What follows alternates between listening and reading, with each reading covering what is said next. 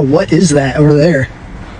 What? Today is day 23 of reading the Bible in a year. Today's scriptures, we have Matthew 16. The Pharisees demand a sign from Jesus. Jesus confronts them and says, you can tell when it's going to be good weather. You can tell when it's going to be bad weather. How are you able to read the signs of the sky, but you can't read the signs of the time? He was saying, I am the Christ, the Messiah. I'm standing right before you. You know the scriptures better than anyone, and yet you're missing the fact that I'm here. He says, I will not give you another sign. The only sign that you'll get is the sign of Jonah. Jonah was swallowed by a whale and was in the belly of the whale for 3 days and 3 nights and then spit up onto shore. This is a picture representing the death, burial, and then the resurrection of Christ. He's saying the only sign that I will give to this generation is my death, burial, and resurrection to prove to you that I am who I say I am and that my love is real for you. Jesus warns the disciples to beware of the leaven of the Pharisees and the Sadducees. Leaven was a picture of an influence. Jesus was talking about the teaching of the Pharisees and the Sadducees. To beware, to not allow them to have an influence in their belief system. Pharisees represented the religious system. Sadducees represented the political system. Be careful to protect our mindset